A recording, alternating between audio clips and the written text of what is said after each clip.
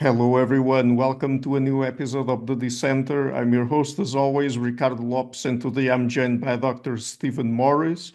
He's Associate Professor of Philosophy at the College of Staten Island / CUNY. And today we're going to talk about his book, Moral Damages, the Case for Abolishing Morality. So, Dr. Morris, there it is. Dr. Morris, welcome to the show. It's a pleasure to everyone. It's a pleasure to meet with you, Ricardo. So, before we get into moral abolitionism, which is the main topic of your book, how do people commonly approach and think about morality? It's a great question. It's a very complex question. There's no one single way that people across the world and across time think about morality. But we have a much better understanding of how people generally conceive of morality now than we did in the past. And we're still learning, of course. And although there is a lot of variation, both between how people generally conceive of morality and certainly specific ethical beliefs, and I'm going to use morality and ethical interchangeably. So yeah, even though we find this variation, we do find a lot of similarity, particularly involving some fundamental aspects of people's moral views. And these include things like, and again, this is controversial. So I should say that somewhat controversial. There's no complete consensus, but again, the research indicates that there are these fundamental elements of people's moral views, including what's sometimes referred to as moral objectivism. This idea that whatever moral facts exist, they transcend individual opinions or cultural norms. There's also the idea of obligation, that moral facts, moral requirements are somehow obligatory on all of us to act in accordance with. There's a close connection, and I'm going to focus on this throughout my talk, as I do in the book, close connection between morality and punishment and blame, very, very similar concepts, a very specific notion of blame. And this is perhaps the most controversial aspect of my conception of the kind of morality that I attribute to most individuals, non-philosophers, laypersons, or what we call the folk. And that is this retributivist element. Now, think of retributivism as a sort of blame, the sort of eye for an eye basis for punishment, right? That people are punished in a way that fits with their actions, that are responses to their actions. If they've done bad, they deserve punishment. If they've done good, they deserve some sort of reward. Where the punishment and reward corresponds to the degree of rightness or wrongness or rightness of their actions, right? So think about punishment. If you're punishing someone on retributivist grounds, you're doing it just because they, in a sense, deserve to be punished. It's intrinsically right. This is different from punishment, let's say, with an eye towards shaping their behavior or deterring others, having some sort of consequential extent in the future. So in my book, then, I use a notion of morality that I'm arguing we ought to abolish that contains these elements. Objectivism, it's realist, it is tied closely to blame, and retributivism. And what is moral abolitionism then? What does that mean? And what is the kind of moral abolitionism you are arguing for in the book? Okay, so the moral abolitionism basically is to try to eliminate, insofar as possible, all remnants of morality from our deliberations, from our language, and from our social institutions and the way that society is organized. Now, this is easier said than done. But nonetheless, there are good reasons for being an abolitionist about morality. So one reason that people would argue for abolishing morality is that if you take the view that there are no moral facts, which is a view referred to generally as error theory, the idea that when people speak about morality, they are assuming or asserting the existence of moral facts. But as it turns out, there are no moral facts. And I'll talk about this later on, and so that they're in error. So one argument, which is not the main one I should mention, for moral abolitionism is that because moral facts don't exist, when we speak about them, we're speaking falsely. So for epistemic reasons, we ought to do away with this kind of speech in the same way that we shouldn't make assertions that we take to be truthful about unicorns and the like. Now, the other reason for abolishing morality is that the claim is that morality in a particular sense, in the sense that I'm speaking of, actually causes more harm than benefits for human society. And so this is a purely pragmatic argument. All right. So it's not an argument, clearly not an argument based on morality. It's an argument about what would be best for human beings, for our individual lives and for our lives collectively. And the claim is that we're better off without morality. And this is certainly a very provocative and controversial, and at the time where I'm talking about it, not a very popular view, although it does seem to be gaining some traction. And so one of the main things I'm trying to accomplish in this book is get a dialogue going. Is morality a good thing overall for humanity, as virtually everybody thinks? And I'm going to argue, no, it's not. Right, and we're going to get into more detail in terms of your view of moral abolitionism later on in our conversation. But tell us now about the analogy you establish in the book between morality and the sickle cell trait. Okay, so I use the analogy comparing the human moral faculty to the sickle cell trait in human beings. And I think there's a lot of similarities between the two. Now, a major part of my project in this book, Moral Damage is the Case for Abolishing Morality, is that morality, the moral faculty, is an adaptation. It was selected for because it conferred survival advantages onto our ancestors. Okay.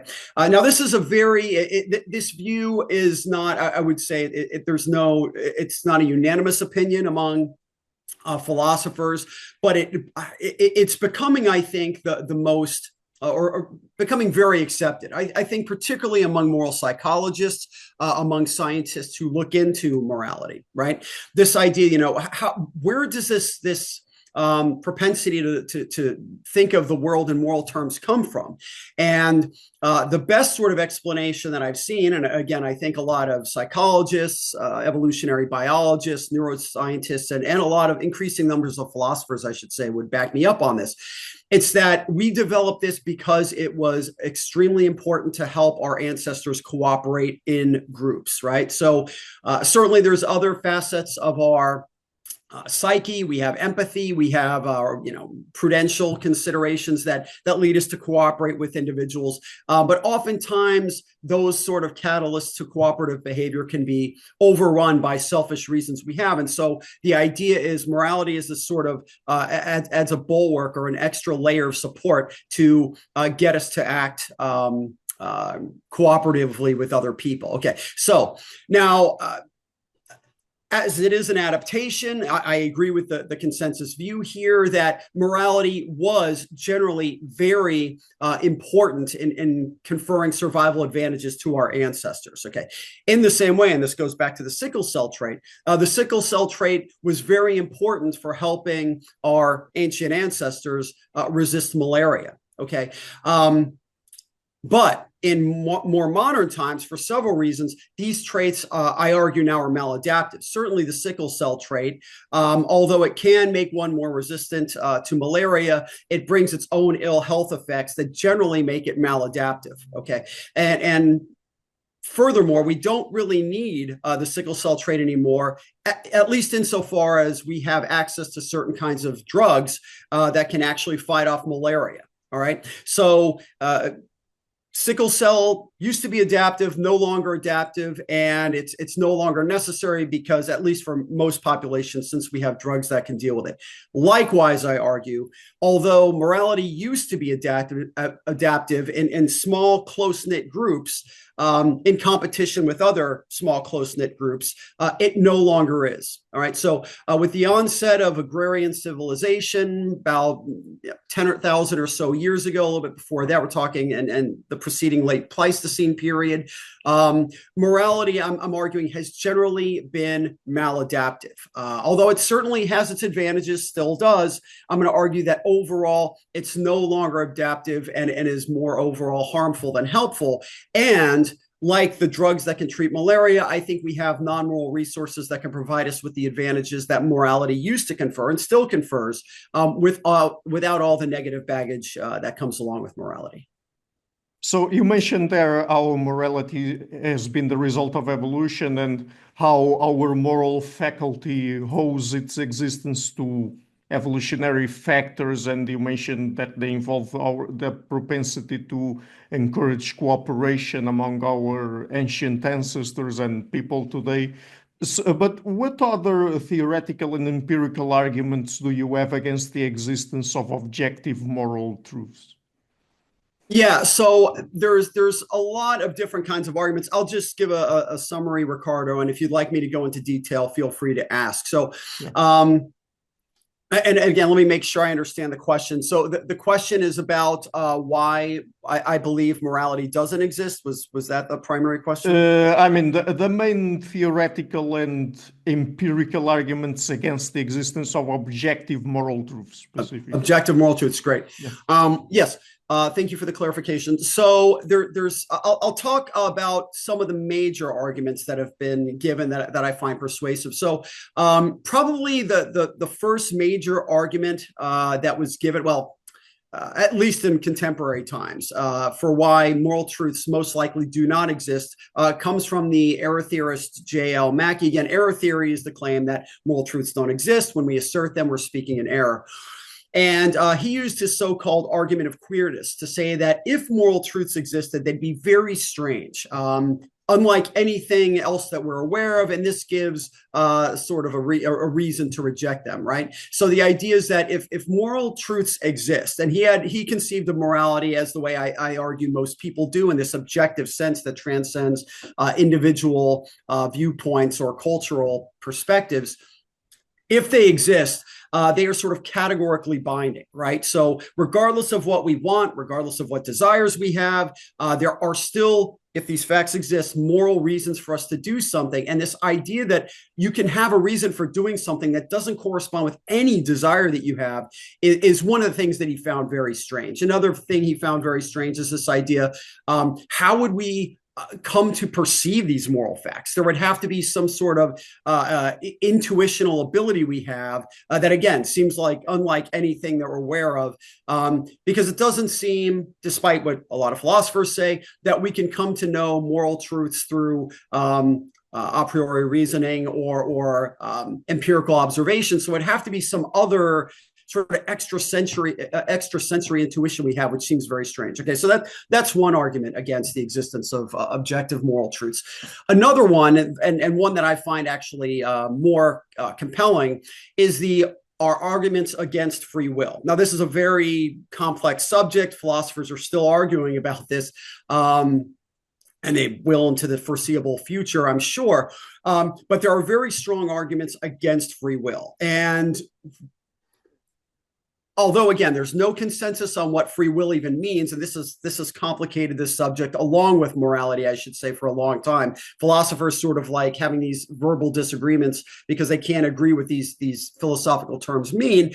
But I think part of the research that I began with some colleagues back in the early 2000s sought to clarify what the folk or non-philosophers understand free will to be. And this has been actually clarified, I think, even more so by the work of moral psychologists like Azim Sharif and Corey Clark. And they've come to, I think, really help establish the view that the folk understanding of free will is this idea that we are, in a sense, very roughly put, uncaused causers. Okay, if we have free will, we're not determined to do what we do. We just the reality of free will kind of corresponds to our experiences of it. You know, if I'm deciding what ice cream to choose, I just choose strawberry over vanilla. Okay, and nothing caused me to do that. Okay.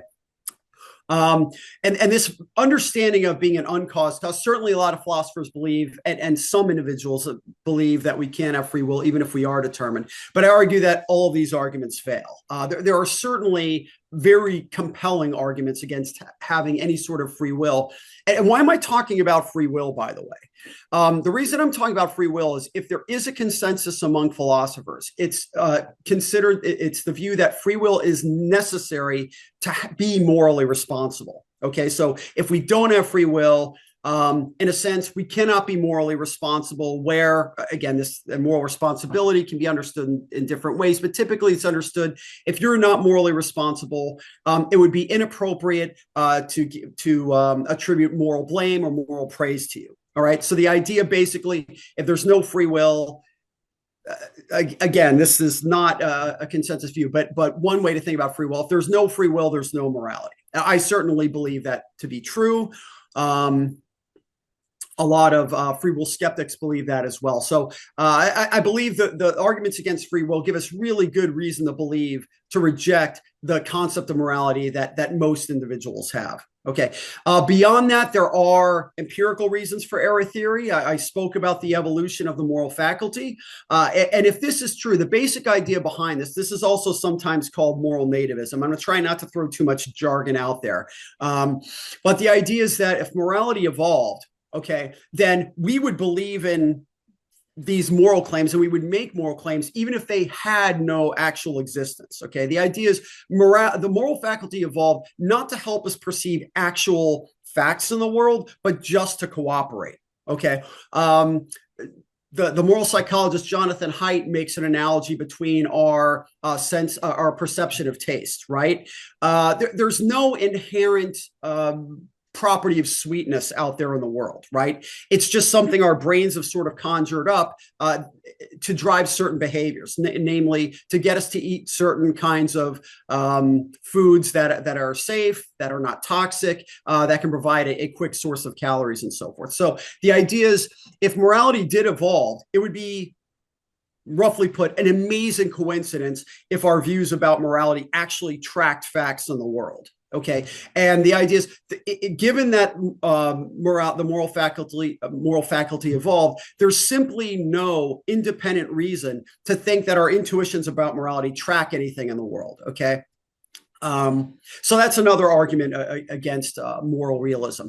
And then another one, which is controversial. Well, these are all somewhat controversial, right? But more controversial, I'd say, is this idea of that the power of conscious will is illusory. Right now, this goes back to, this has been discussed a lot. So I imagine a lot of your viewers are already familiar with the Libet experiments and so forth. But the idea is that the idea that consciousness actually, if it's at all productive of our actions, it tends to produce a lot fewer actions than we are aware of. Right. So if we do any actions pretty much in our conscious state, whether I'm picking up a marker or drinking something or speaking to you, I think that I'm consciously willing this to happen. But what neuroscientific research has shown is that a lot of times, most of the time, in fact, we seem to be wrong. Right, that generally it's unconscious processes that are sort of making us behave automatically, and then our consciousness sort of interprets this to understanding that we are the causes of this. But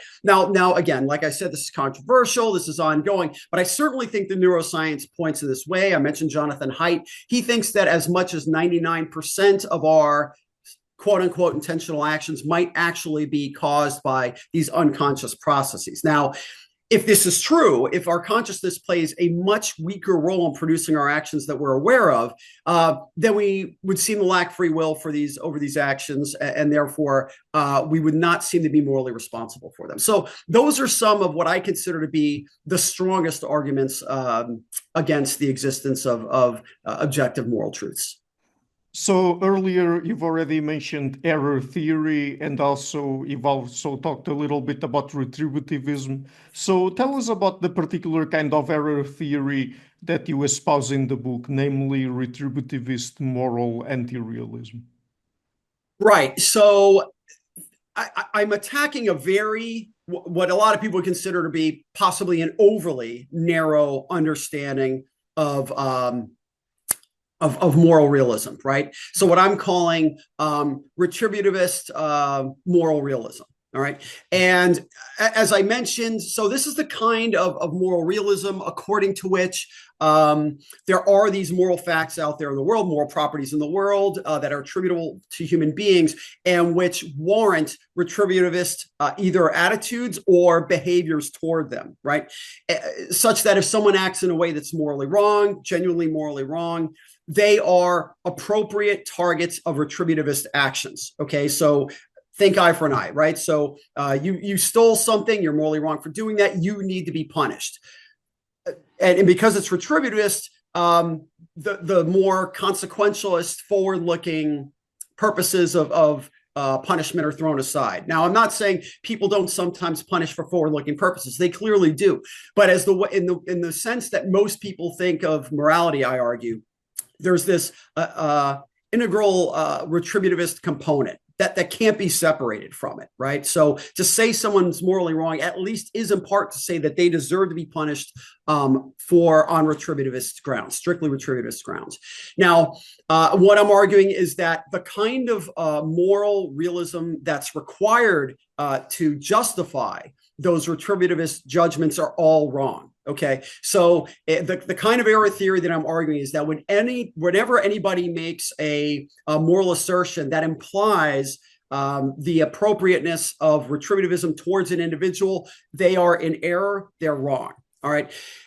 And I can talk about this later. So one question I think a lot of people would have is, well, yes, if you understand morality in this very narrow way that imparts retributivism, well, sure, that might not exist. But why think of morality like that? There's certainly other ways to think about it. It doesn't have to be retributivist. It can be purely forward-looking. There are these constructivist accounts of morality and so forth. And I could talk about this in more detail later. But my basic response is, when we talk about morality in different ways, and I think philosophers have a very nasty habit, not intentionally perhaps, but understanding terms in different ways, whether it's free will, moral realism, what have you. When they talk about it in these different ways, not only does it add unnecessary confusion to the issue, but it makes it very difficult to make any sort of progress on these debates because philosophers really are speaking past each other. So one of the main aims of my book is to try to get philosophers and scientists on the same page about what morality is. And I think the best way to do that, and I'm not alone in saying this, is that we should speak of these philosophical terms in a way that corresponds to the way that non-philosophers or non-academics generally conceive of them. And as I've talked about, because the folk, when they talk about morality, they are imparting retributivism. They are making a judgment that has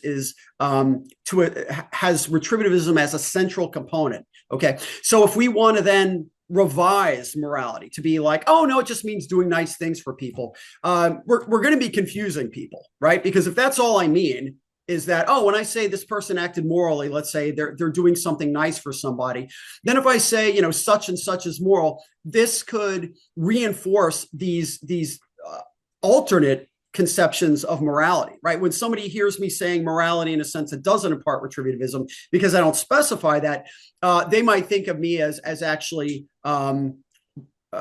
espousing this idea that, yeah, there is retributivist moral realism. And so that's why I think it's important that we settle on specific philosophical notions, in this case, moral realism, that correspond to how the folk view them, and the folk view them as having this important retributivist component. And what do you think about alternative conceptions of morality, like, for example, a constructivist moral perspective based either on cultural or personal values? Good. And this really sort of dovetails nicely with the last question. So let's say we all come to agree, which I don't see happening anytime soon, that there is no what I'm calling retributivist moral realism. That is, retributivism is never a justifiable attitude or behavior towards anybody. It just doesn't exist. It's not pertinent to human beings. Okay, fine. Well, why don't we just preserve morality and understand it in a different sense? So let's revise the term, right? And there's been a bunch of different ways that philosophers have thought about revising the term. So you mentioned constructivist accounts. One constructivist account is called, referred to generally as Kantian constructionism, named after the philosopher Kant. And the basic idea here is that there are these they may not be these mind-independent moral properties, but there is some sort of mind-independent property that is, let's say, non-objective. Okay, so we can get rid of objectivism, and that can form the basis of an account of morality. Now, I think if we look at these accounts of morality in detail, so John Rawls and his notion of justice as fairness, I think is a really good example of this. And the problem I see for a view like his, even though I think there's a lot to say in favor of it, is I think it tries getting objective moral properties in through the back door, right? So what do I mean by that? So without going into the details of Rawls's account, he suggests that if we're trying to find out what kind of principles of justice there are that we should abide by, we should use this thought experiment where we're sort of at this pre-moral state where a bunch of these individuals come together and decide what society would be best for them, based basically on self-interest. And but one thing that he does is he builds this concept of fairness into this theoretical construct, right? That sort of restricts the kinds of rules that will come out of it. And in doing that, he's essentially saying, well, let's assume that fairness is an objective moral good that any society should abide by. So that's why I think the Kantian constructivist views really, I think, are another form of or come very close to moral objectivism, and so fall prey to the kinds of objections for error theory that I mentioned. Another account is referred to sometimes as Humean constructivism. This is where you get the sort of relativistic views, right? Where, let's say, an individual's, there's different variations of all these views, I should mention. And so an individual's own views about morality, or maybe society's views about morality, can shape what morality is to me. So think subjectivism and relativism, right? So if you're a moral subjectivist, roughly speaking, moral right and wrong for you is determined by your own views about right and wrong, right? If you think stealing's wrong, then it's wrong for you to steal. If you think stealing's okay, it's not wrong for you to steal. Whereas ethical relativism, sometimes referred to as cultural relativism, is the view that our moral obligations stem from what our society, the greater culture that we're in, believes. But the problem with these views is they seem not to be unable to ground the retributivist aspects of people's moral views, right? Not to mention there's a bunch of other objections against these views, but I think that one of the main ones is that it makes it very difficult to ground retributivism, right? So I use the example in a book. Imagine that you have this sort of odd cultural norm where the death penalty is deserved for what we would consider being an extremely trivial crime. All right. Maybe when you're walking, you start with your right foot. That's not the example I use. And let's say that society is really just sort of hammered this into your brain. You fully accept it and so forth. And one day something happens, you're startled and you start walking with your right foot. And then someone's like, you violated the number one rule of our society. You need to be put to death. Okay. Because they believe that on retributivist grounds. And let's say you agree. Oh yeah. I think from an objective standpoint, in a sense, or at least from a strong intuition, that person is not deserving of retributivism. Right. So I think a lot of those constructivist views can't ground retributivism. The forward-looking arguments fall prey to the same kind of objection, right, that I've talked about before. And a forward-looking argument, by the way, for morality, I should just specify, look, when we say people are morally responsible, we're saying perhaps that they are liable to be punished, but only in a way that aims toward preventing these kinds of problematic behaviors in the future, or maybe deters other people from doing it, or makes them a better person, right? So you're doing it with what's sometimes referred to as a consequentialist aim. Okay, you're punishing now not for backward-looking reasons. They did something wrong, they deserve to be punished. You're punishing for forward-looking reasons. You're trying to improve something in the future, and we can justify forward-looking punishment, but we do all the time to animals, right? To young children. We're not saying that they're, inherently evil or anything like that, but we don't want our dog to, go to the bathroom on the floor. We don't want our child to steal cookies from a sibling or something, right? So we might punish them with an eye towards their benefit and towards good things in the future. Okay, so why don't we just accept a kind of morality like that? Well, again, on the one hand, and this is the main argument I have, you are now revising morality in a way that is too divergent from how people ordinarily speak about it. Okay. Nobody disagrees. I don't disagree. No error theorist disagrees. No free will skeptic disagrees that forward-looking punishment is sometimes preferable and sometimes allowable. Our society relies on it. Okay. So if forward-looking punishment and morality was all there was to morality or free will and these kinds of things, there'd be no disagreement about these issues among philosophers. So the very fact that there is this disagreement shows that forward-looking punishment isn't really what we're primarily concerned about, whether we're talking about free will, whether we're talking about moral realism. So these revisionist attempts, these alternatives to moral abolitionism or error theory, and I should mention, I argue simply don't work. They don't fit the bill of how most people understand morality. It is in effect changing the subject, and it doesn't go very far in helping us.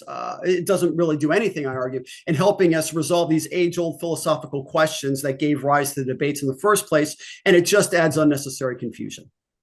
So this next question will probably also help us understand a little bit better why you think that the belief in morality does humanity more harm than good. So what do we know about the historical and present role that morality has played in both preventing and promoting violence? So this is one of the main subjects of my book, right? So this gets to, I think, the aspect of the book that is most controversial, and that really sort of sets my book apart from, so far as I can tell, any other book on the subject of philosophy that's been written. So far as I'm aware, no other book of this length or of this depth has tried to establish that the empirical case that morality causes more problems than it solves. And again, before I address the question, Ricardo, I'll just say, my aim here, I don't take my book to be a final word on this subject, although I do think I offer very compelling evidence showing that morality is problematic, more problematic than helpful in terms of violence, let's say, which I'll discuss shortly. But again, I want to get a dialogue going. So generally, people, non-moral abolitionists, just assume that, oh, morality is a good thing. And I could talk about that later as well. But there's very good reason to say that that is generally not the case, both historically and at present. And violence is a good example. So certainly morality plays a role in inhibiting violence, but it is very hard to identify when it does that, because I think most of the times it does that. These are sort of, battles inside of people's brains where they're deliberating, man, this person makes me really angry, or do I want to join this violent gang or this army or something? And maybe there's moral considerations that lead them, that inhibit them from doing these things or engaging in violence. So it is I should say my opponent's at a disadvantage here, because there are a lot clearer examples of morality causing violence than preventing violence. Nonetheless, I don't think it's unfair of me to appeal to these empirical reasons, and for the main reason that, as I'll, after my discussion, hopefully you and your viewers will agree, it's hard to imagine morality inhibiting, making up for the amount of violence that it's caused in terms of inhibiting it, right? So what are some of the ways that morality causes violence? Well, in the book, I separate it between small-scale violence and large-scale violence. It's really hard to sort of make a clear distinction between the two. I think I define small-scale violence somewhat arbitrarily as acts that take the lives of 250 people or less or something. And nonetheless, so with small-scale violence that's more motivated by morality, think of terrorism. Okay, acts of terrorism that affect less than 250 people, right? Think of domestic violence. A lot of time that is given a moral justification in places, as we see, such as India, where there is a lot of domestic abuse against women. And women, oddly, according to a lot of the surveys that I've read, actually believe that the use of violence from husbands against wives and so forth, women seem to think that's more justified than men, which is surprising and eye-opening and unfortunate, I should also add. So other sorts of small kinds of violence or small scale violence. So think of violence against outgroups, right? So violence against women, violence against political dissidents, against the LGBTQ plus community, ethnic, racial minorities. This is all oftentimes sparked by moral reasons. So people perpetuating this violence think, oh, this group is evil, or they need to be put down, or I'm going to engage in an act of terrorism because I think it's my moral duty to do so for my country or my religion or my political group, right? Okay. I should also say, when I'm talking about acts of violence, I focus on fatalities, all right? But the amount of non-fatal injuries resulting from morally motivated violence certainly well exceeds the number of fatalities. Okay, still the number of fatalities is certainly eye-opening. And we see that particularly when we talk about large-scale violence. So here I'm talking about ritualistic sacrifice in the distant past, the execution of witches, which is sort of portrayed somewhat graphically on my book cover, and also war and genocide. Right. So a lot of commentators on war, Ian Hinkfuss, Joshua Green, have basically said, look, without morality, certainly in recent times, without morality being a useful tool to drumming up support for war, it's impossible to imagine that large scale wars would have taken place. Right. Almost any war we can think of in the past several hundred years, a large-scale war has been justified on moral grounds. And this has been instrumental in getting people to join the cause, right? We see this in World War II with Hitler. We see it in the wars of religion, 30 Years' War, the Muslim conquest of India, all these kinds of wars where millions of people, perhaps up to 1 billion people, according to some estimates, have died, that would not almost certainly have not occurred without people believing that it was the morally right thing to do to go to war. Now, in saying this, I allow, and we see this even nowadays, right? So think of Putin and his invasion of Ukraine. He gave a moral justification for it, right? One of the moral justifications I recall is that, ethnic Russians are being persecuted. Ukraine was persecuting the Jewish population or something. And so there are these moral justifications. Now, I think he's full of garbage. I don't think he really genuinely believed these reasons for going to war, but he still had to give a moral argument to get his country in favor of doing it, right? And so this is the idea. Even if a leader doesn't morally believe that going to war or committing genocide is the right thing to do. I think Hitler actually thought it was the moral thing to do. But even if they don't, it's important that they get their country, their citizens, and their other political leaders to agree with it. Okay, and then genocide. Oftentimes, we find out there is a central moral justification given for it, for the Holocaust, for the Rwandan genocide, for the Cambodian genocide, and this idea of racial purity we find is a very frequent contributor to the justification here. And as I'll talk about, purity plays a very important role. A lot of people in the West, academics and highly educated individuals, their moral perspective generally doesn't include this notion of purity, but it does for the majority of the world. It has for the majority of the past. And as I'll talk about, it's extremely damaging. Okay. So those are some of the ways that morality helps perpetuate large-scale violence, small-scale violence. And so I know the philosopher and error theorist and opponent of moral abolitionist, I should say, Richard Joyce, who I'll talk about in more depth in a moment.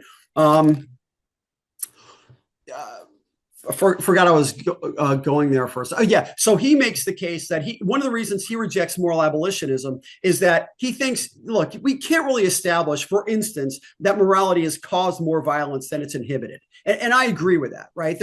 We have a lot of empirical information, so I think we can make a very compelling case for it, but we'll never know a complete answer, right? Nonetheless, and I'll end this question by saying this.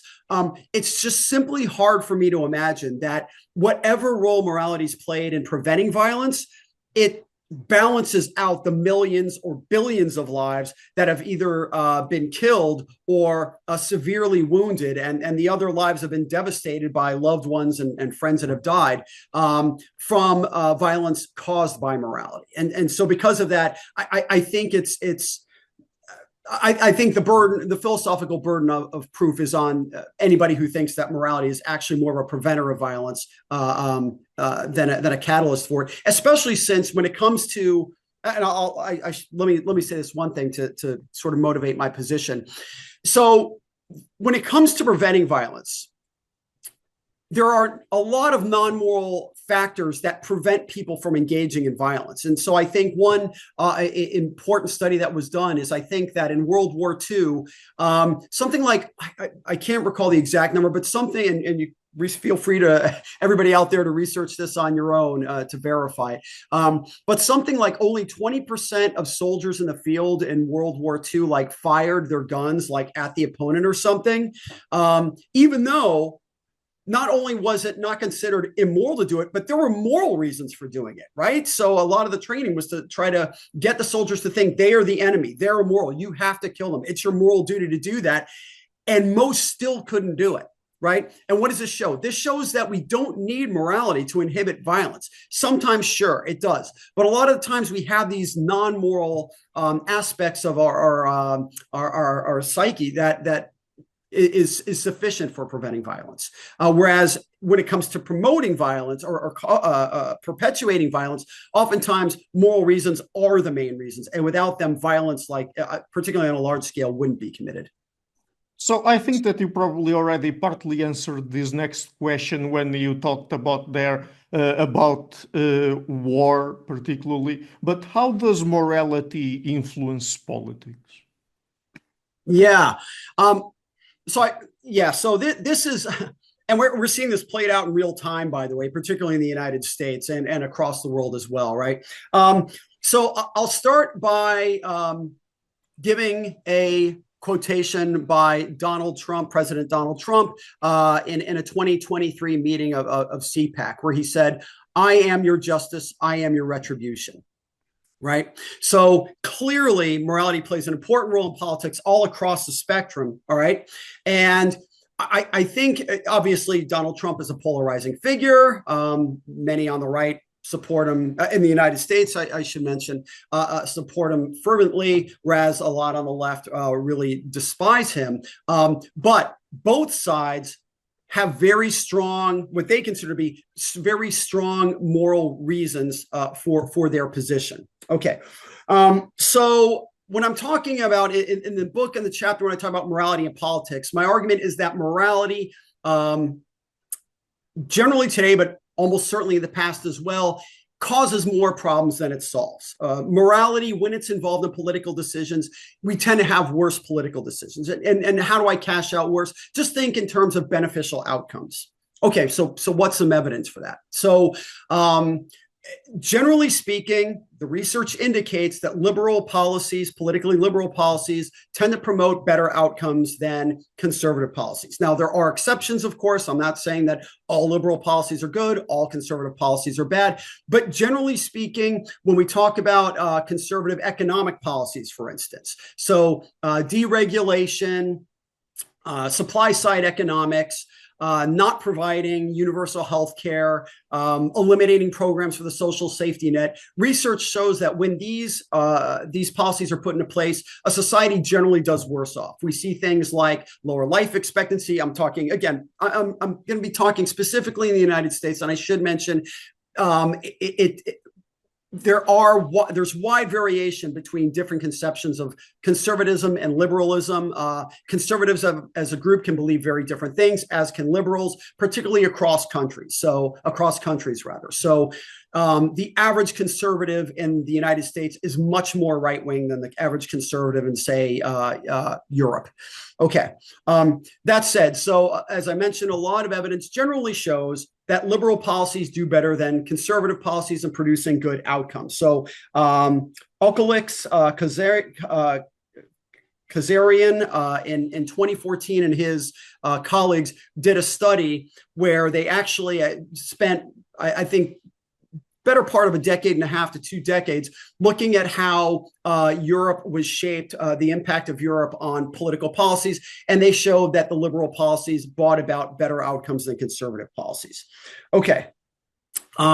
Criminal justice. So assuming that someone agrees, yeah, okay, well, in general, conservative policies bring about better results than liberal policies. But what does this have to do with morality? As I said, liberals appeal to moral justifications, conservatives do.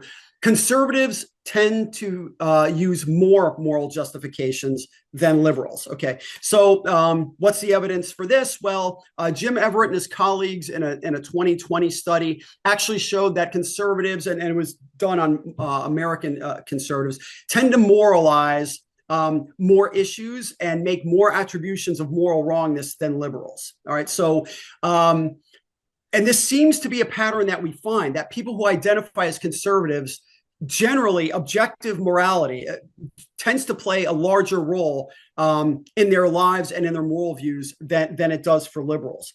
I should also mention, stepping outside of the conservative liberal divide for a second, an important study that was done was in 2016 by Stenkoff and Lee.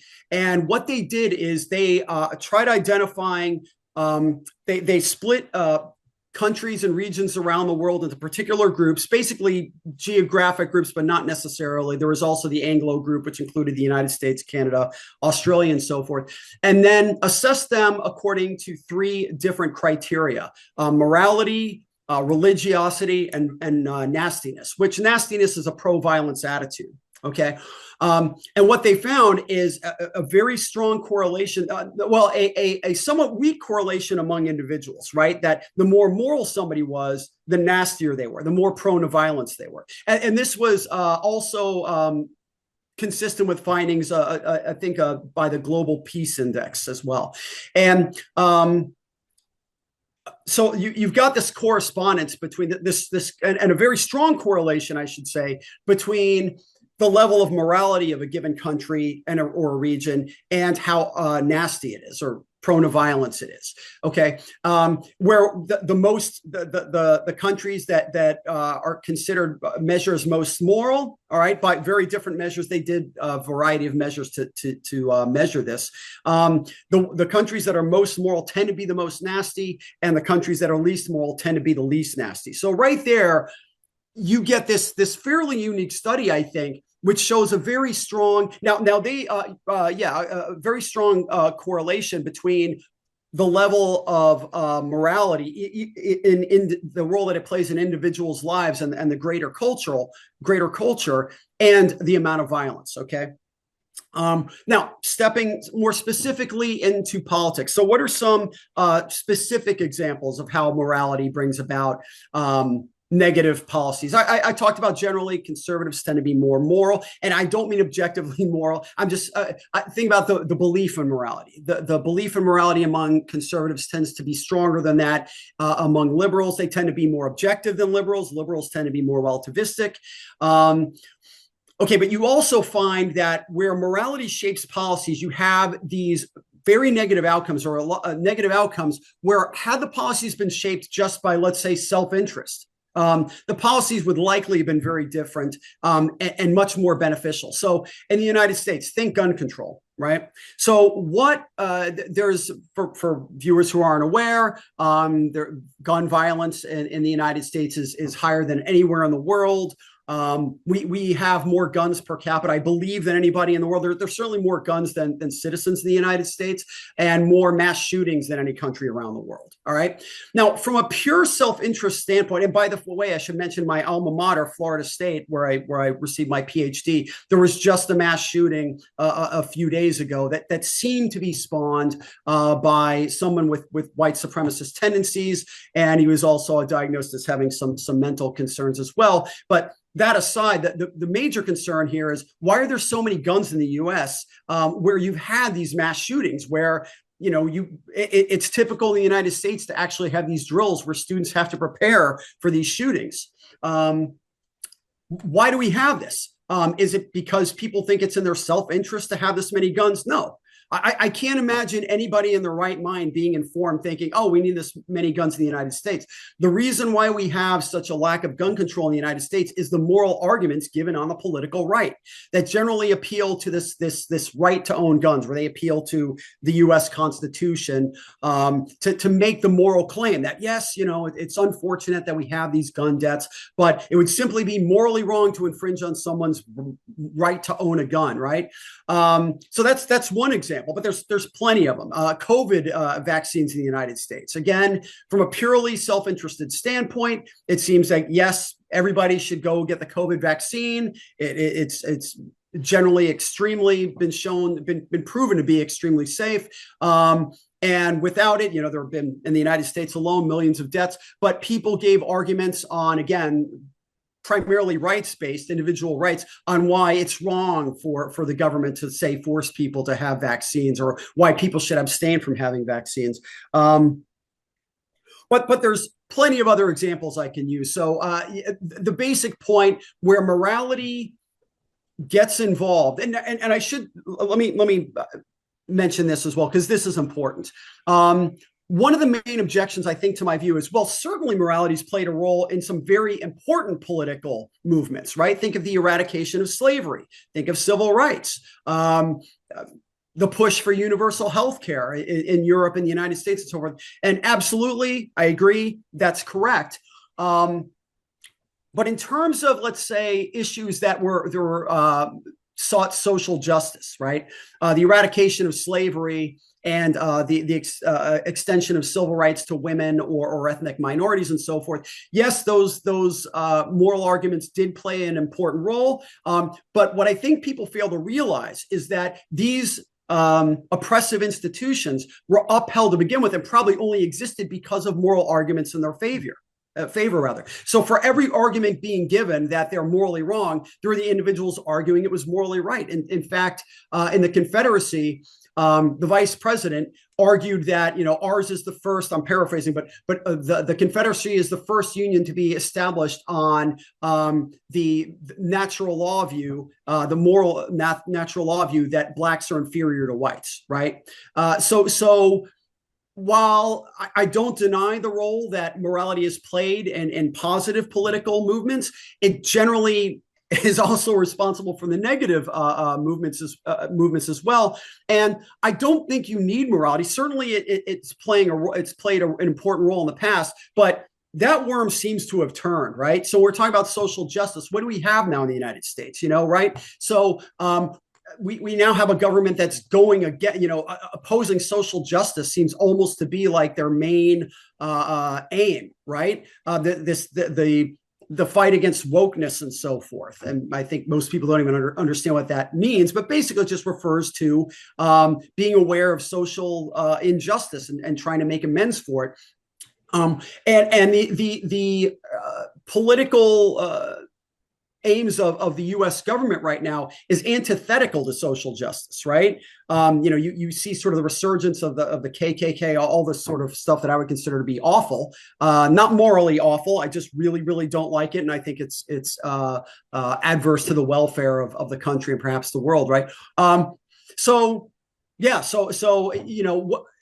think without morality to sort of bolster these oppressive political movements, these negative political movements, if we just relied on things like empathy and self-interest, which again I'll talk about more in the future in this discussion, we would have better policy. Last thing I'll mention is that one of the main things in the United States is, you find when I talk about conservative fiscal policy, economic policy, clearly we see from the Reagan years to today where sort of supply side economics and deregulation has more or less been one of the driving forces in economics in the U.S.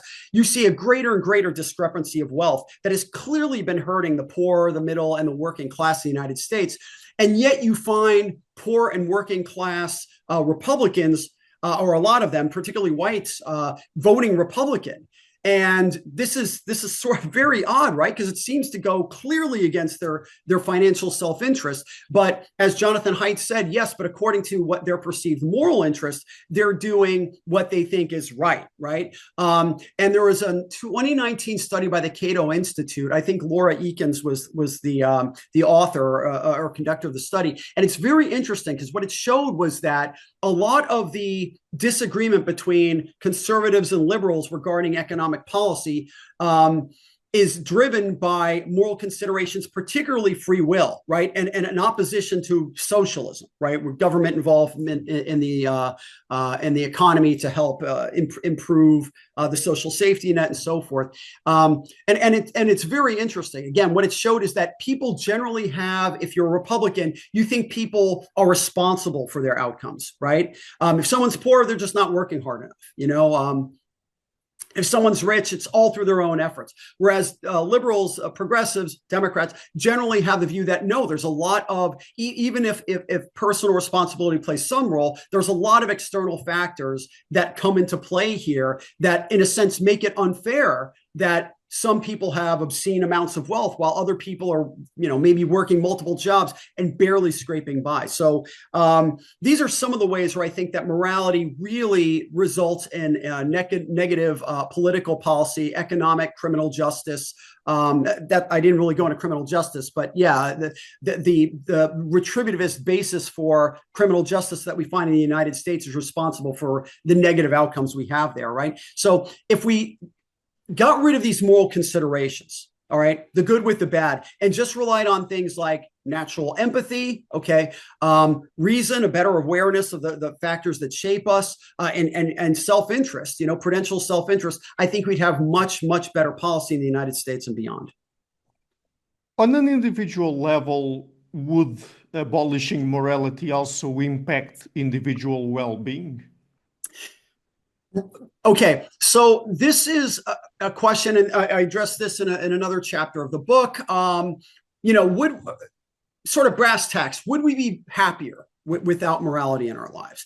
This is a more difficult question, I think. I think the sort of empirical evidence you can bring to weigh on the question of whether morality has its effect on violence, its effect on politics. I think you can make a very compelling arguments that morality is negative when it comes to its impact on violence and politics. With regard to individual happiness, it's a little more tricky, but I still think that the ledger comes out on the side of doing away with morality, moral abolitionism.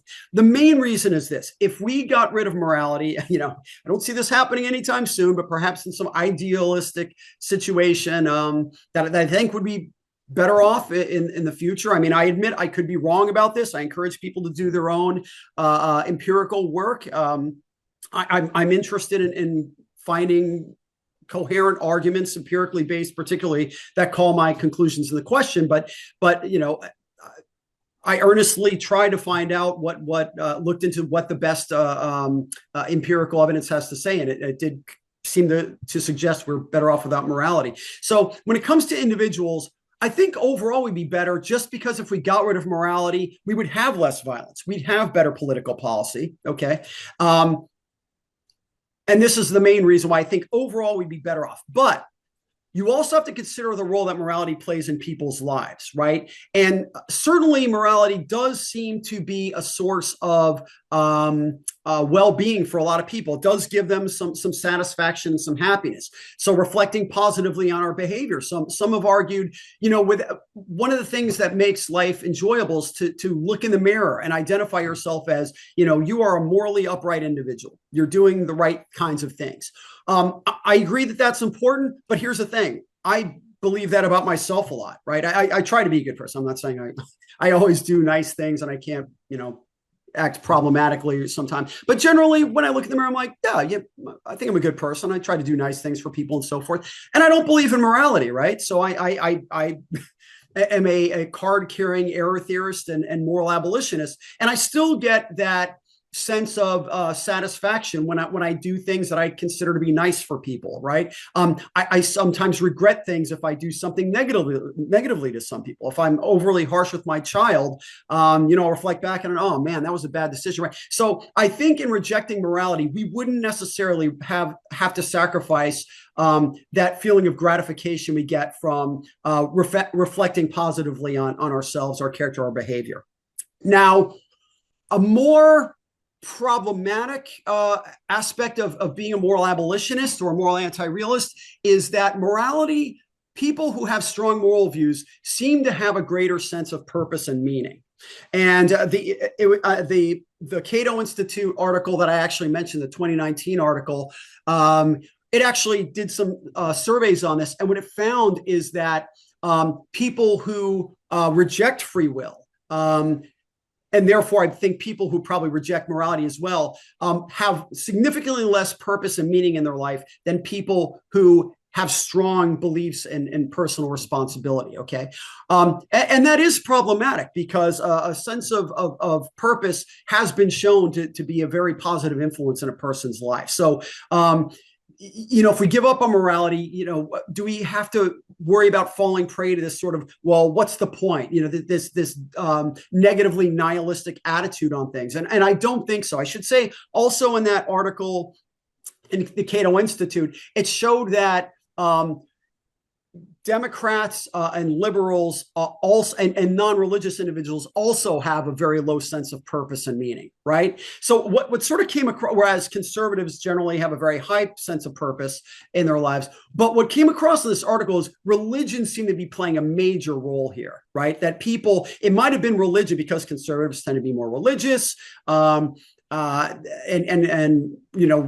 religious people tend to have very religiously informed morality or very strong beliefs on free will. That could explain why these certain groups have a lot of sense of purpose in their lives, and the more left-wing, atheist, agnostic individuals don't. Okay, so that is some cause for concern in terms of individual happiness. Although I will say this: if we break this down to brass tacks, what we find is that the more religious and the more moral societies, going by Stankoff and Lee's 2016 analysis, are less happy, right? So the happiest countries in the world are Scandinavia, New Zealand, Japan. And these tend to be the countries that are less moralistic in terms of the extent to which they accept objective morality, and much less religious, okay? So yeah, there's some facets of being moral and religious that make you happier than average, let's say. But overall,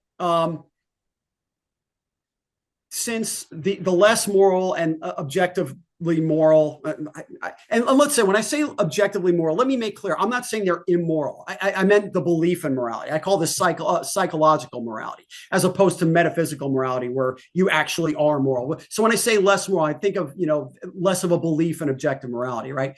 So yeah, overall, if you want to be a happy person, live in a society that is characterized by less morality and less religion. That's what the research shows. However, within countries, again, yeah, there is some evidence that conservatives are happier than liberals, but a lot of this has to do with things like system justification, a failure to recognize the problems in society, and so forth. But even if one isn't moral, if one's an anti-realist, if one's a free will skeptic or non-religious or what have you, evidence shows that individuals who, let's say, engage in pro-social activities like volunteering and so forth have very strong senses of purpose and meaning in their lives, right? So it's not hopeless, right? So if you're an anti-realist or a moral abolitionist, you don't have to worry about going through life without a sense of purpose. You can find a sense of purpose in a job or what have you, or a political movement. But I think volunteering to help people has been shown a very effective way of finding a sense of meaning and purpose and happiness in one's life. Yeah, finally, I would just a couple other points about being a moral anti-realist, its connection to individual happiness. Although there's been some individuals who have argued, well, if you're immoral, this damages personal relationships. I think that's more or less been debunked. This is anecdotal, obviously, but pretty much I think every anti-realist I've spoken to or free will skeptic has said the same thing. It hasn't affected our relationships at all with people. And it can even be beneficial insofar as, let's say, if you reject retributivist moral realism or this very strong sense of libertarian free will, you're more forgiving towards others. You're more forgiving towards yourself, right? If you don't believe in morality, you're less likely to feel guilt, which is can take away from your happiness. You're not as likely to be in, let's say, the idea of eternal damnation, which I think more than any other idea might be responsible for more suffering for humanity. So there are some advantages for actually being an anti-realist, I think. But summary here, in the grand scheme of things, would we be happier being more realist or anti-realist? Well, it's really hard to tell. But again, I think because morality has a negative impact generally on society, we'd probably be better off if we lived in an abolitionist world. So I also need to ask you, are there preferable alternatives to moral abolitionism available to error theorists? Yeah, well, obviously I don't think so, but this I think here I'm a lot more open to opposing points of view, and I'm still open to opposing points of view. So I mentioned Richard Joyce. Now, Richard Joyce is probably the foremost authority on what's known as moral fictionalism. Now, Richard Joyce is very well-known, very accomplished philosopher and a friend of mine, even though we disagree on the specifics. We are both error theorists, okay? But he rejects moral abolitionism. And what he argues for is a position called moral fictionalism. Now, it's predicated on the idea that morality generally plays a beneficial role in the lives of people and society. So this is obviously a point which he and I disagree, okay? But what he basically argues is that because fictionalism is beneficial, because morality is beneficial, we ought to try to, he doesn't like using the word pretend, but I argue it more or less amounts to that. We ought to pretend to that morality is real. Now, he doesn't think we should directly fool ourselves into thinking morality is real. That's a view that's more associated with a view called moral conservationism, which is that, yes, error theory is true, but we can actually believe that moral truths hold when we're not consciously aware of our metaphysical concerns about morality, right? Of our arguments for error theory and such. Joyce's view is more along the lines of he conveys it to getting lost in a good movie, right? If we're in a movie theater and we're watching a movie and we're really caught up in the plot, we're identifying with the characters, we're really sort of empathizing with what's going on, we're feeling their fears and their excitement and so forth. If someone were to ask me, nudge me during the movie in the seat next to me, be like, hey, this is fake, right? I'd be like, oh yeah, I know it's fake, but I'm still caught up in it and still experiencing it.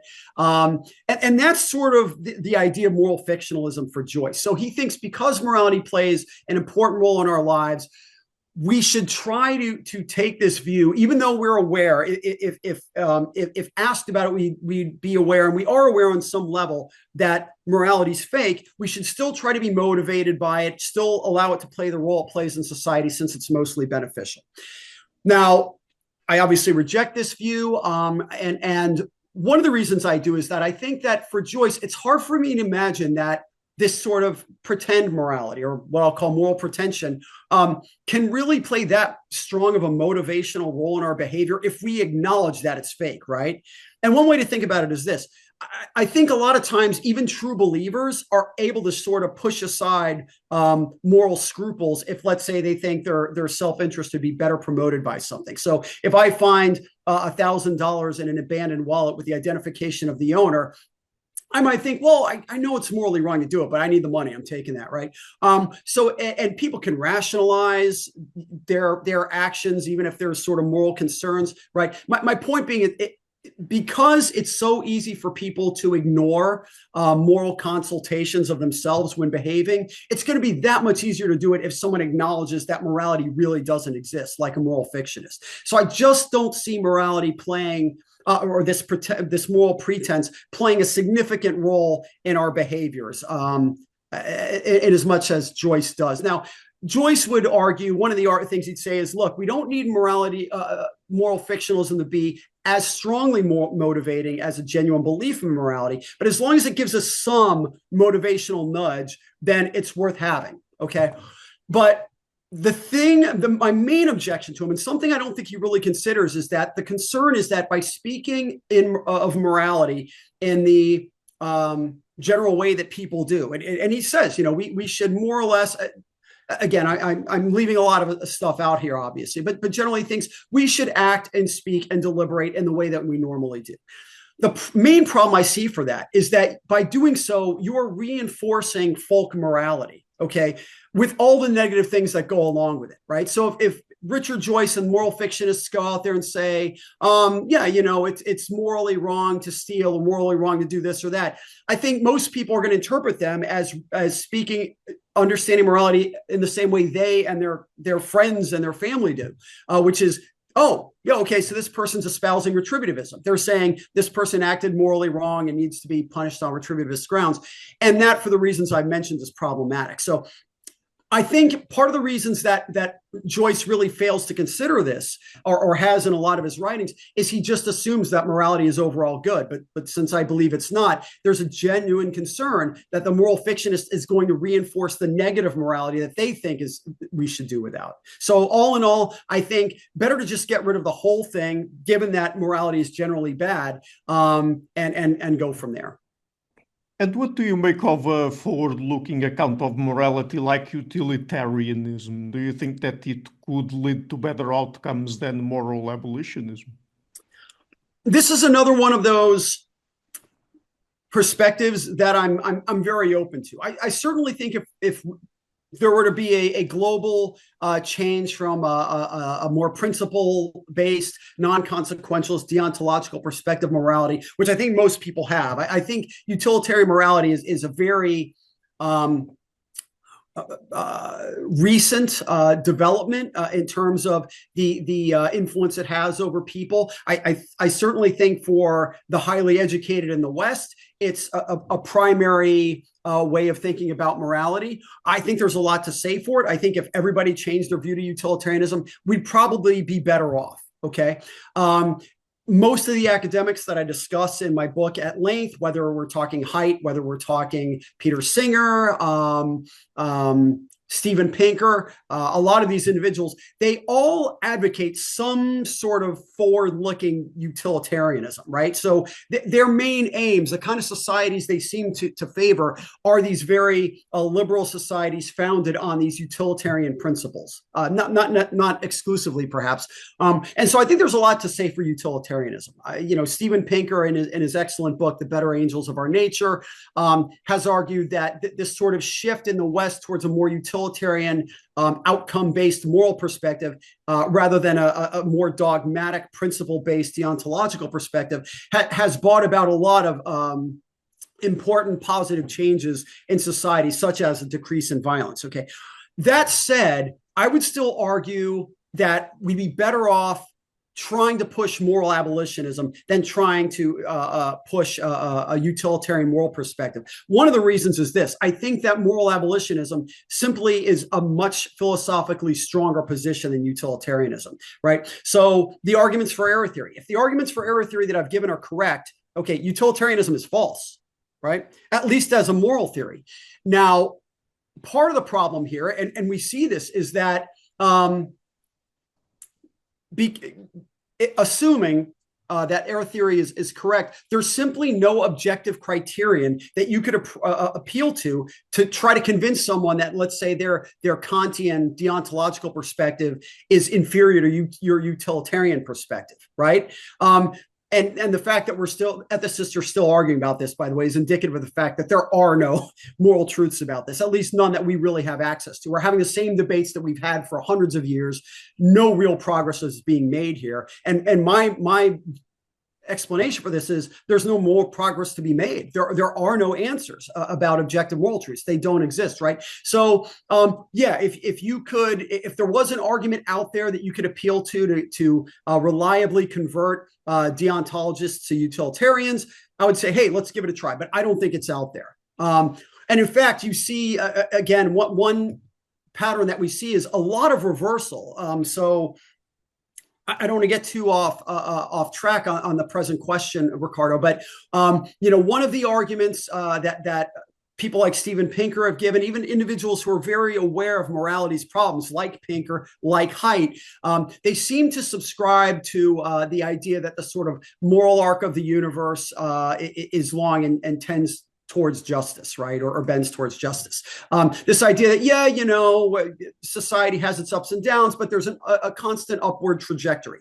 That has been the case, I think. And I think this transition to utilitarianism has a lot to do with it, this transition away from religious dogma, particularly among political leaders and academic leaders and so forth. But we could very well be seeing a change in that trajectory. And I think the Trump presidency sort of indicates that, right? Where these, a heavily sort of deontological moral perspective based on, let's say, religion, for instance, this idea of, retributivist rightness and wrongness, giving people their just desserts, this sort of thing. It seems to be trending upward. Okay. So I don't think we can really rely on the trend we've seen in the past since, let's say, the early to mid 19th century to today, where there's less violence, more economic prosperity, more social justice. We are now seeing moral forces working against this and turning these trends in the opposite direction. Going back to Joyce for a moment. Forward-looking accounts of morality. Yeah. So one argument against utilitarianism is that there's just no objective criterion by which we could establish that it's superior to any other ethical position. Because in my view, according to error theory, they're all false. Another problem with utilitarianism is, although it's generally beneficial, it can still have some very negative results. Okay, so even if people subscribe to a purely utilitarian view, it could lead to a very sort of coldness and result in some sort of horrific events. So, for instance, the bombs that were dropped on Japan at the end of World War II were basically done on the basis of a cost-benefit analysis. At least this is what a lot of historians believe, that Truman's decision was based on, okay, we could end the war now, save more American lives by dropping the bombs, perhaps. Maybe the war would end anyway, and we would save some Japanese lives, but American lives are more important, so let's just drop the bombs, right? The extermination of the Jews was done partly on the basis of a utilitarian calculation, right? So without the sort of concern for other individuals, right? Without the ability to sort of weigh people's lives as more or less being equal, utilitarianism can give rise to some gruesome outcomes, right? So I don't, those are some of the reasons why I think moral abolitionism, informed by empathy, informed by prudential self-interest, would be better than trying to push this more utilitarian line. I think you've already alluded partially to this question when earlier you mentioned how we can compare societies in terms of how much morality they have. And you mentioned, for example, the Scandinavian countries, Japan, New Zealand, and so on. Do human societies need morality to function well? I don't. I think that morality's primary use, and the reason why it's so ingrained in us and why so many people just think of it as being obviously correct, is that it was so very important for our evolutionary ancestors, particularly, I think, in the small groups, perhaps the onset of early agrarian societies, but it's no longer necessary.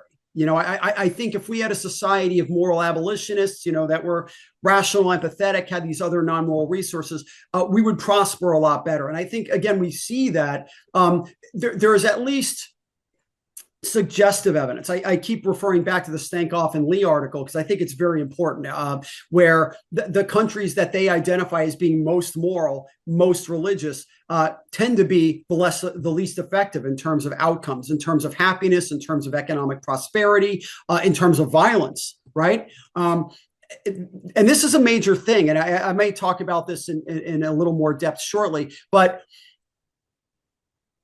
most people, certainly most academics, I think David Lewis called this sort of, not referring to this subject, but the argument from the incredulous stare, right? Where if an abolitionist comes out and says, "Oh, we're better off without morality," people just kind of, "What are you talking about?" Right? It's so foreign and preposterous to a lot of people, and I think that's because people, academics, and Jonathan Haidt had a moniker, an acronym for this kind of moral perspective that academics share called weird morality.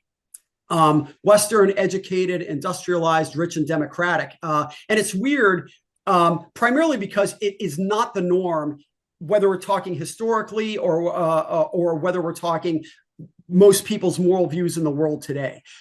We tend to think of morality as, and when I say us, I mean us weird, highly educated Western people, right? We think of morality in terms of, it's just, showing care for people, not doing harm, maybe giving people the freedom to do what they want, and acting fairly. How can that possibly be bad? Well, generally it's not, but this isn't what most people's concept of morality is.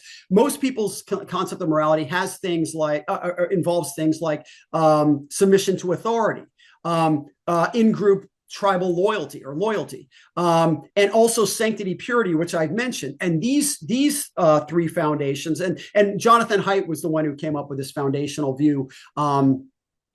And this itself was based on a similar view of morality by Alan Fiske, I believe.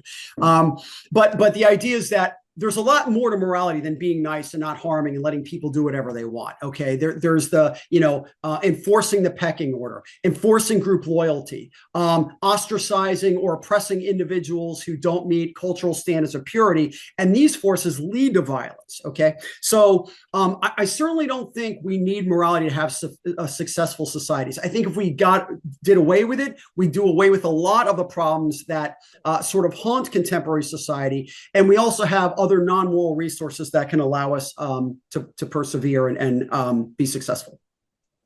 So earlier I've asked you particularly about preventing violence, but more broadly, what do you make of the contributions of morality to the betterment of society across history? Earlier you mentioned, for example, civil rights movements and stuff like that. So what do you make of it? Yeah, I think certainly social justice movements are very important. Again, moving away from the ancient history where it basically just allowed our groups to have less infighting and work together and be more effective at overcoming challenges, both within and outside of the group, whether we're talking methods of hunting, methods of fighting other hostile tribes and so forth. But moving towards more recent centuries, I think, morality has played an instrumental role. Well, I shouldn't say instrumental because I think without it, we would have achieved a lot of these accomplishments.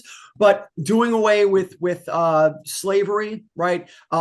Giving women the right to vote, extending civil rights, these kinds of things. More concern for our handicapped individuals, more concern with the welfare of outgroups, whether they're ethnic or religious or sexual, gender, what have you. I think certainly morality's played an important role here, and I think it has tended to be generally beneficial. But again, that's really hard to say, though, because again, I don't even know if I'd say generally beneficial, because without morality, you wouldn't have had this widespread, let's say, animosity towards the LGBTQ plus community in the past, or ethnic minorities, or the desire to keep women in their place by not allowing them to vote or get positions of power, right? So so I think really, at best, I think we can say morality's been a wash in terms of promoting social justice, right? Because again, I think it's overdetermined in terms of social justice, because without morality, you would have still had the groups themselves wanting to not be oppressed, right? You would still have empathetic people thinking, why are we treating these people so badly when they act in ways that doesn't harm us? And they're even maybe beneficial to society. They're, when it comes to women's suffrage or leadership, a lot of women, I'm speaking as an individual, random individual for like 100 years ago, let's say, or more. I know a lot of women who are smarter than men and better people. Why should we oppress them? It doesn't really make sense. We've become more reasonable and more rational. So a lot of the stereotypes that we had about women and ethnic groups and so forth in the past, thanks to becoming better educated and with the development of science, we know that those old stereotypes were false, right? So, morality's had a benefit, but it's sort of motivated social oppression while it's fought against it. And I don't really think it was necessary ultimately to try to overcome these negative aspects of society. And again, I think particularly nowadays, morality seems to be playing much larger of a role in fostering or a social injustice than actually trying to promote it. Again, in the United States and in other countries, we're finding this as well. Anti-immigrant sentiment, scaling back women's reproductive rights, all this sort of thing, doing away with the DEI initiatives in the United States. Again, and this is all based on, or at least given, a moral justification. Whether Donald Trump has any real moral views, I don't know, but certainly his supporters do. I would argue most of his supporters do, and I would argue most of his supporters, for them, morality is playing having a much stronger role in their lives in terms of like objective moral truths, playing much of a stronger role in their lives than it is on the more liberal side. So you already at least mentioned them earlier, but tell us more about the three necessary resources you argue we have at our disposal to benefit humanity in a world without morality, namely empathy, prudential self-interest, and reason. Yeah, so a big part of my book is not just to argue that morality doesn't exist and that morality is bad, but okay, well, when it comes to error theory, this is known as the what now problem. Right. Okay. So what do we do now? If error theory is true, if there are no moral truths, do we become abolitionists? Do we become fictionalists? Do we just try to, some other position? Are we propagandists? Do we hide the claim that morality doesn't exist for fear that it might result in a Lord of the Flies type society? And to motivate the abolitionist position effectively, I think you need to point out that morality is bad, but certainly it's got its good points. Now, so if we get rid of morality, well, do we necessarily have to do away with the benefits it offers? And I argue that no, we have non-moral resources, which I've already talked about to some extent. We have empathy, self-interest, prudential self-interest, and reason. And I think that those three elements, are sufficient to provide us with all the main benefits that morality is given. Empathy is especially important. And empathy, basically just the ability, people understand it in different ways, but I'm going to use it in the sense of it's the ability to understand what somebody is experiencing and the ability to have concern for that individual, to have concern for their well-being, let's say. Research has shown pretty much conclusively that empathy is highly important in motivating pro-social behavior, downplaying antisocial behavior, and it's much more of a reliable catalyst for pro-social behavior and doing away with negative antisocial behavior than morality is, right? So certainly some aspects of morality, Jonathan Haidt's CARE, Harm Foundation, Fairness Foundation, perhaps, those foundations attach us to the welfare of others, but other moral foundations work against that. Authority, loyalty, oftentimes purity and so forth, sanctity. Whereas empathy is pretty much a guarantee that if you feel empathy for somebody, particularly empathic concern, you are going to want to do what you perceive anyway to be in that individual's best interests, right? So it's a very important facet to have. Now, self-interest, obviously self-interest can be a negative thing. Certainly a lot of antisocial behavior is motivated by self-interest. This is why, self-interest is the reason why the philosopher David Hume thought that we needed morality to sort of overcome our more self-interested motives that lead to conflict and so forth. But if we have a better understanding of what's in our self-interest, I think it will see that it is actually more conducive to pro-social behavior than anti-social behavior. Why think that? Study after study has shown that the happiest people tend to be the most altruistic. Okay, that volunteering, for instance, is a huge contributor to a person's happiness. They've done studies where they've given people some money, and they are either they're assigned to either one group that spends it on others or a group that spends it on themselves. The group that spends it on themselves are consistently happier, right? And so even though our sort of primitive minds might tell us, no, we need to achieve power and material wealth in the world, and then you end up being like Elon Musk, perhaps, if you're fortunate, it actually turns out that people that are greedy and materialistic are less happy, right? So with a more enlightened view of self-interest, I think rather than leading under normal circumstances where we have enough resources to get by on and so forth in a society of moderate wealth, I think enlightened self-interest would actually inform us that our interests, our happiness is in line with other people rather than being opposed to other people by, let's say, best being attained by fighting them for goods or resources and so forth. And then finally, and by the way, you get sort of positive. What the psychological research shows here with regard to self-interest and happiness is you get this positive sort of feedback loop. So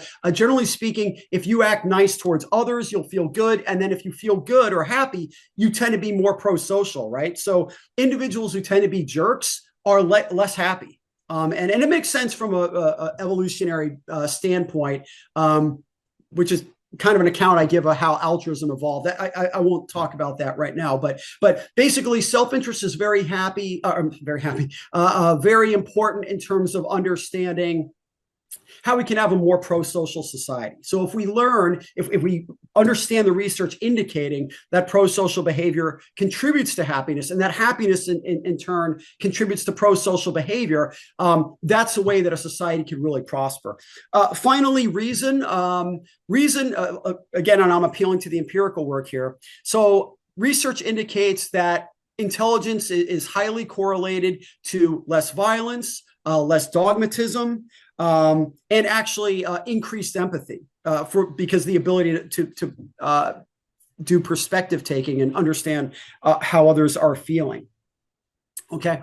And so the idea is, and also intelligence, sure, it's innate, but it can be improved by things like education, right? So in a society that is more geared towards critical thinking and boosting intelligence through things like education, you would have, again, positive outcomes. And also, with intelligence and reason, you're able to understand how best to achieve the happiness that we want in our lives, okay? And then finally, I'll say that going briefly back to politics, there are both empathy, or each of empathy, self-interest, and reason are attached to beneficial public policy. So, for instance, liberals tend to be more empathetic. I mentioned how liberal policies generally produce better outcomes than conservative policies. Self-interest, I mentioned that if we voted basically on self-interest rather than these deontological moral perspectives, we probably have better public policies, whether we're talking gun control, progressive taxation, what have you. And then also reason. Obviously, if reason plays a greater role in our lives, we'll probably have more effective political policies. Why do you think that even most of the scientists themselves, including the moral psychologists, share the opinion that morality is an indispensable ally in the quest for a better future? Yeah, so I alluded to this a little bit ago, but I'll expand more on it, right? I think it primarily stems from what I was talking about how philosophers and scientists and academics generally come from communities and are embedded in communities where morality takes a very peculiar form, the weird form that I talked about, right? So we tend to think of morality in terms of doing no harm, being kind, allowing people to express themselves freely as long as they're not harming others, and being fair. Okay, and when you conceive of morality in those terms, yeah, intuitively, it's bizarre to think, wait, we'd be better without this? How? How would I be better? How would we as a society be better without morality motivating us to be nice or not harming other individuals. If this was the way, if everybody in the world shared this weird moral perspective, I would say, yeah, it probably is better for us. But as I mentioned, this, and as Haidt points out, and other anthropologists have shown, this is not the notion of morality that most of the world shares. Okay, most of the world shares. So Haidt's 5 foundations. Just I've talked about them, but there's actually 6. But you have care, fairness, loyalty, authority, sanctity, and then freedom, liberty. Okay. And whereas liberals and weird people basically just emphasize care, fairness, and liberty, conservatives sort of or most people's morality, not including conservatives, give equal weight to all those foundations. Okay. And in fact, studies have shown they even give less weight to, let's say, care and fairness than they do to the other ones, including sanctity and purity, right? And if we look at those foundations, we see that oftentimes the binding foundations that bind us to our community, like loyalty, purity, and sanctity, oftentimes are bring about violence, bring about conflict within groups. Okay, and I mean, this is, we're talking witch burning, persecution of ethnic minorities, oppression of women.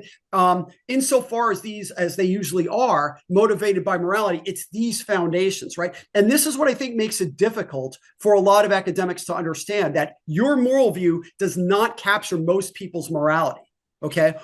And I think, one response there is this: well, okay, well, then we just get rid of that bad morality and just have, try to make people adopt our weird kind of morality. But as I pointed out, if error theory is correct, and it seems to be, there's no reason we should expect this to ever occur. Right. So for someone whose morality is predicated on religion and purity and deference to authority, them going ahead and stoning, by stoning, I mean, throwing rocks and killing women in the Middle East that have been convicted of adultery or something, you could say, you could have a weird person say, no, you shouldn't do this because it's harming her needlessly. That's not going to resonate with them at all. They're going to say, we realize it's harming her and she deserves it. She was impure. She violated our religion and our societal norms and so forth. Right. And so I think it's pretty much, I could be wrong about this, and if I am wrong about it, it'd be nice if the weird morality could perpetuate. Again, to this point, it's been having more and more influence, but certainly I think with the advent of social media, perhaps, where people are more in their sort of echo chambers and maybe not exposed to arguments in favor of weird morality or utilitarian morality, it's having finding less traction among its opponents. And again, I think given that error theory is probably true, we should not expect weird morality to spread across the globe as it has to this point. So that's, in answer to your question then, Ricardo, I think that explains it. I think people are generally, academics particularly, have a very narrow conception of morality that's not applicable to most people. So let me ask you a little bit about today's problems. What would you say are the greatest challenges facing us today, and why is it that, on what grounds is it that in the book you argue that morality is also ill-suited for dealing with them?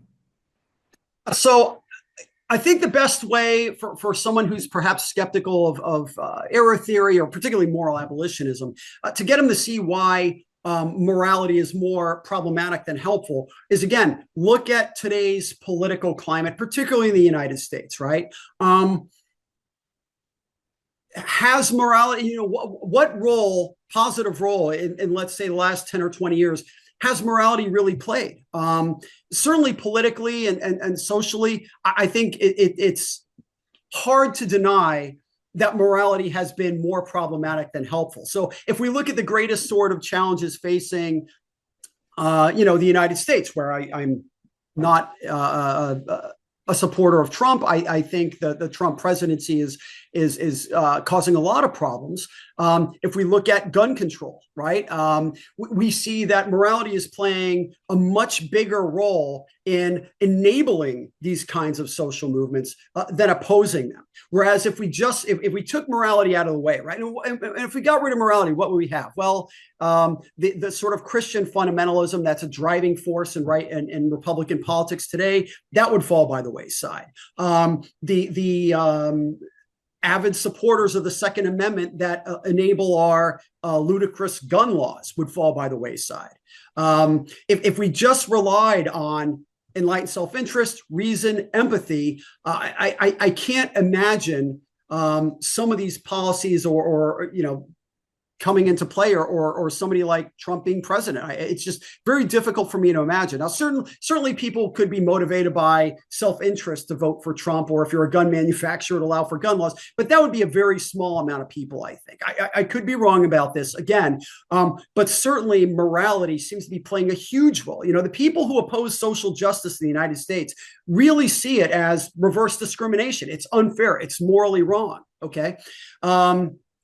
And also morality, and I haven't mentioned this, but one of the real downsides of morality is that it really prevents, it promotes dogmatism and prevents sort of an open discussion of things. If you have a moral conviction, the neuroscientist John Dissenter actually makes this point in a recent article. If you have a moral conviction about something, you're much less likely to take opposing views into consideration and to call your views into question, right? And so we get this closed-mindedness that, when you combine with the echo chamber given by social media, and that, people tend to be, particularly Republicans, I think, in the United States, where everybody around you is a Republican, and so they just kind of reinforce your views.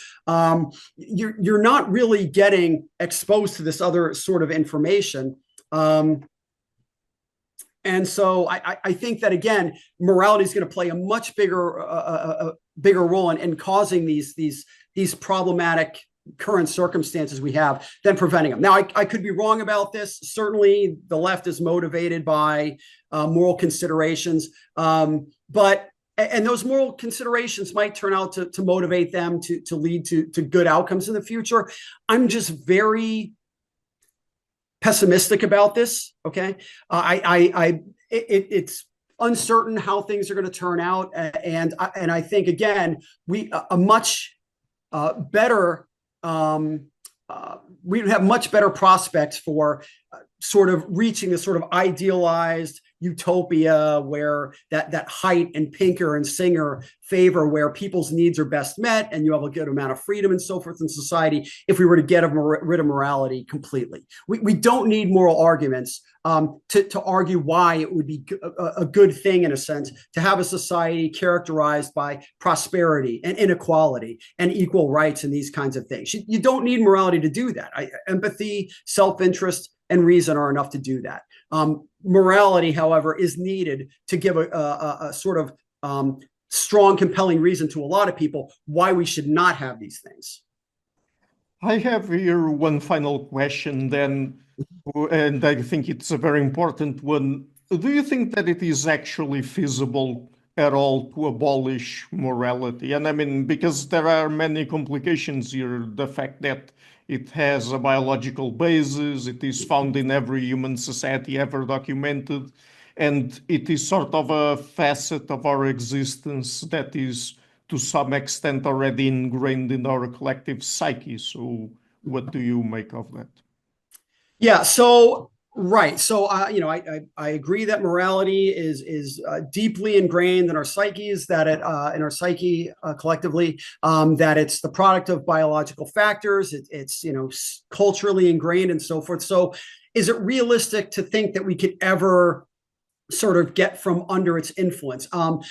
it may not be possible to completely eradicate it from our thoughts, and have these sort of moral, residual moral elements coming to mind and so forth. But I certainly think it's possible to downplay them and suppress morality's influence to the extent where it plays an increasingly negligible role over our deliberations, our behaviors, and our societies, right? And I think, anecdotally, I think in my life, certainly, I think I don't really conceive of the world in moral terms.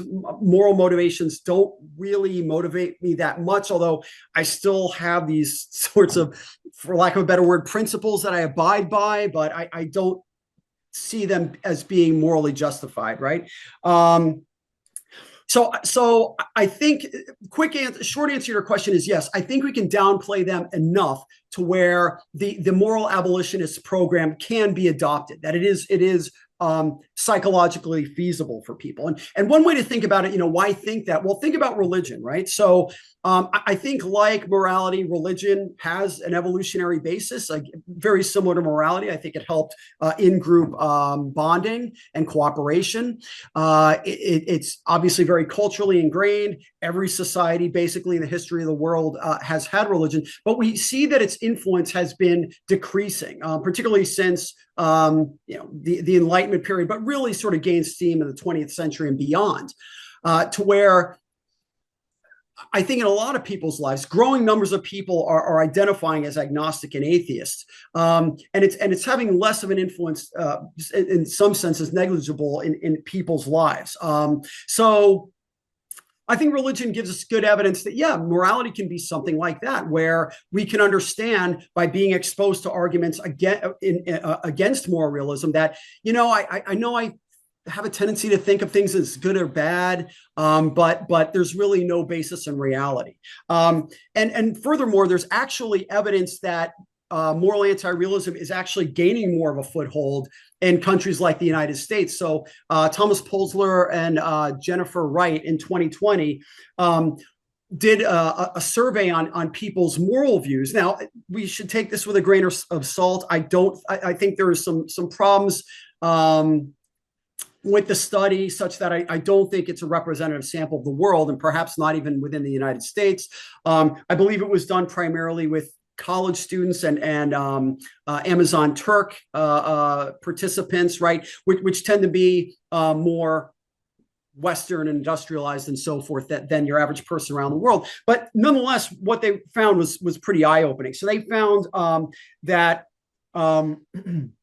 roughly 23 to 29% of their subjects, which is significant,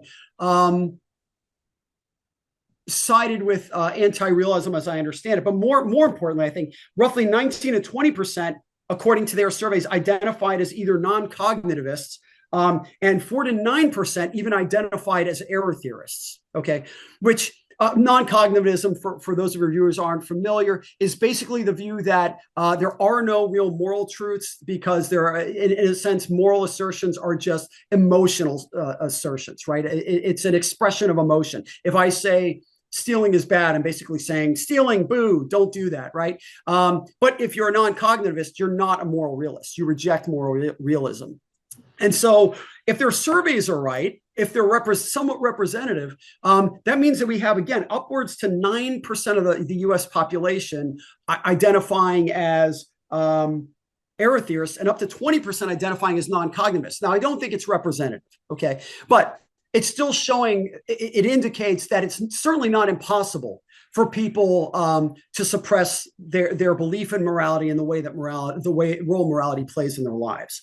On the basis of this, on the basis of these considerations, I don't think it's a stretch to say that as arguments for error theory and perhaps arguments for moral abolitionism become more well-known, more expressed, philosophers, moral psychologists start to see the merits of these arguments, that they'll gain more of a traction in the academic public, academic world, and in the world beyond. So What's going to happen in the future? I don't know. Certainly, I think moral abolitionism and moral error theory are minority views among philosophers, but I think the numbers are growing. And I think that's attributable to the fact that the arguments in favor of them are very strong. And hopefully, again, my book will help increase this trend, because I really do think that overall society and would benefit from the adoption of moral abolitionism. I mean, morality doesn't seem to be working. I don't think it's worked for a long time. I think it's time to try something different. And I think that moral abolitionism is much more grounded in reality than moral realism is. Great. So the book is again Moral Damages, the case for abolishing morality. And of course, I'm leaving a link to it in the description of the interview. And Dr. Morris, apart from the book, are there any places on the internet where people can find your work? So I do have a website that has a link to my CV and some of my research. It's stephengeorgemorris.com, all one word. Beyond that, you can contact me through email at my institution, the College of Staten Island. So, let's get the dialogue going. I realize a lot of people are going to disagree with what I've said, at least some aspects. But again, I think there is a lot of compelling evidence in favor of the conclusions that I draw, and I'd be interested about coming across empirical evidence or philosophical arguments to the contrary. And yeah. Okay, so great. Thank you so much again for taking the time to come on the show. It's been a very interesting conversation. Thank you very much for having me, Ricardo. I appreciate it, and I think you do a great job with your channel. Hi guys, thank you for watching this interview until the end. If you liked it, please share it, leave a like and hit the subscription button. This show is brought to you by Enlights, learning and development done differently. Check their website at enlights.com, and also please consider supporting the show on Patreon or PayPal. I would also like to give a huge thank you to my main patrons and PayPal supporters: Per Ergo Larsen, Jerry Mullerens, Frederick Sunda, Bernardo Seixas, Olaf Alex, Adam Kessel, Matthew Whittingford, Arno Wolf, Tim Hollis, Eric Alenia, John Connors, Philip Forrest Connolly, Dan Demetri, Robert Windiger, Rui Inácio, Zup, Marco Neves, Colin Holbrook, Phil Kavanagh, Mikkel Stormir, Samuel André, Francis Ford, Tiago Nunes, Fergal Cossen, Hal Herzog, Nuno Machado, Jonathan Librant, João Linhares, Stantantia, Samuel Correia, Eric Hines, Mark Smith, João Eira, Tom Hummel, Sardas France, David Sloan Wilson, Yacila Dez Araújo, Romain Roach, Diego Londonho Correia, Yannick Punter, Dana Rusmani, Charlotte Bliss, Nicole Barbaro, Adam Hunt, Pavlo Stasevski, Nelek Bach, Guy Madison, Gary G. Alman, Sam Afzal, Adrian Yeager, Paul Tolentino, João Barbosa, Julian Price, Edward Hall, Edin Bronner, Douglas Fry, Franca Bortolotti, Gabriel Ponce Cortez, Ursula Litsky, Scott, Zachary Fish, Tim Duffy, Sonny Smith, John Wiseman, Daniel Friedman, William Buckner, Paul George Arnaud, Luke Loaki, Georgios Theophanos, Chris Williamson, Peter Wolozin, David Williams, Diogo Costa, Anton Erickson, Charles Murray, Alex Shaw, Maury Martinez, Coralie Chevalier, Bangalore Atheists, Larry Dealey Jr., Old Erringbon, Sterry, Michael Bailey, Dan Sperber, Robert Grassi, Igor N., Jeff McMahon, Jake Zool, Barnabas Radix, Mark Campbell, Thomas Dovner, Luke Nissen, Chris Story, Kimberly Johnson, Benjamin Galbert, Jessica Nowicki, Linda Brandon, Nicholas Carlson, Ismael Benzliman, George Coriatis, Valentin Steinman, Per Crowley, Kate Van Goller, Alexander Hubbard, Liam Dunaway, BR, Masood Ali Mohammadi, Perpendicular, Jonas Hertner, Ursula Goodenough, Gregory Hastings, David Pinsoff, Sean Nelson, Mike Lavigne, and Jos Necht. A special thanks to my producers: Isar Webb, Jim Frank, Lucas Stafiniak, Tom Vanagdam, Bernard Ugni, Curtis Dixon, Benedict Mueller, Thomas Trumbull, Catherine and Patrick Tobin, John Carlo Montenegro, Alnick Ortiz, and Nick Golden, and to my executive producers Matthew Lavender, Sergio Quadriano, Bogdan Kanivets, and Rosie. Thank you for all.